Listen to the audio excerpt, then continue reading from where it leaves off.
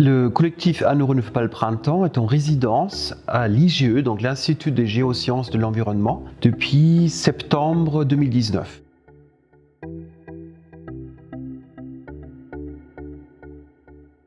C'est-à-dire au début, nous on y allait en se disant on va s'inspirer des recherches scientifiques pour créer, nous, artistes, des spectacles. Et à partir d'un moment, très rapidement, certains chercheurs ont dit nous aussi on voudrait monter sur scène.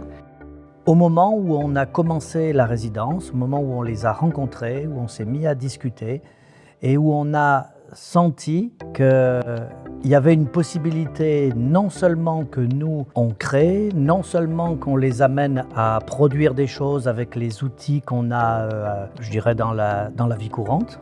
Et on a senti une envie, un désir, une envie, mais qui a même été énoncée comme celui-là. Et comme on a l'habitude de faire des créations partagées, c'est-à-dire des moments où on permet que les gens qu'on fait écrire puissent présenter leur production. Je suis un peu à l'origine de cette résidence avec Céline, donc c'est des premiers contacts avec EICO en particulier, se mettre un peu dans cette idée de faire venir des artistes dans un laboratoire. Et les résidences ont été organisées sur plusieurs semaines, donc planifiées avec les collègues artistes. C'était à la fois du prévu, mais beaucoup d'inattendus et beaucoup d'opportunités à attraper. Alors le collectif est venu plusieurs fois au laboratoire.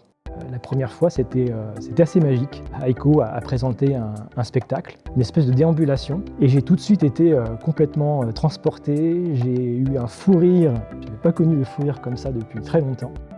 Les ateliers d'écriture et les différentes séances qu'on a eues ensemble m'ont donné vraiment une bouffée d'air en fait, par rapport à notre travail quotidien finalement en recherche. Ça a changé tellement de notre quotidien habituel.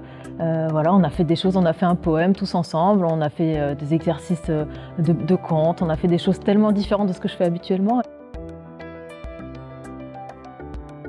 Ce qui a pu me marquer, c'est la rencontre avec ces 4 personnes du collectif Un euro ne fait pas le printemps, qui a été superbe. Ça a été vraiment une belle rencontre. Les gens à la fois drôles et profonds. Ils se sont installés au plein milieu d'un couloir, d'une cage d'escalier. Donc forcément, quand on allait au bureau, on les croisait.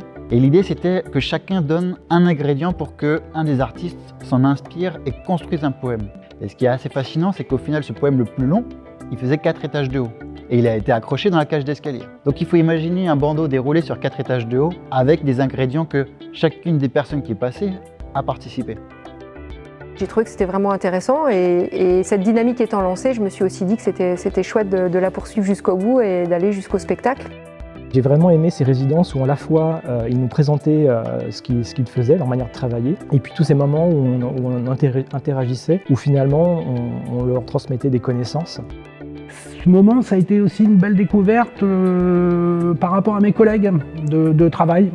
J'ai trouvé vraiment intéressant de côtoyer ces personnes dans un contexte qui était un peu quand même en dehors du boulot qu'on peut avoir tous les jours. Ça a été vraiment des belles surprises.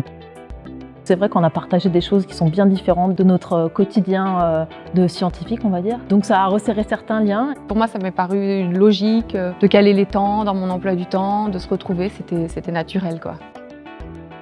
Quand je vois le résultat des Clairières de l'autre, où ces chercheurs qui sont eux-mêmes complètement conscients des enjeux, mais qui trouvent des voies d'espoir et de construction collective, et c'est vraiment ça que je retiendrai.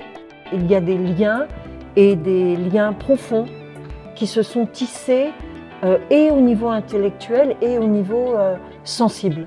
Ça, c'est une expérience vraiment unique pour moi et donc évidemment, en un sens, ça me change. Ah oui, carrément. Moi, s'il y a de nouveau un projet comme ça, je repars à 200%. Ben ouais, beaucoup de joie, beaucoup de bonheur, ouais. J'ai la sensation que cette résidence n'est pas terminée. Et en même temps, on a encore tellement de choses à voir avec eux, des questions à poser, à s'inspirer mutuellement, que j'ai la sensation que ça va pas se terminer de si tôt. J'ai l'impression.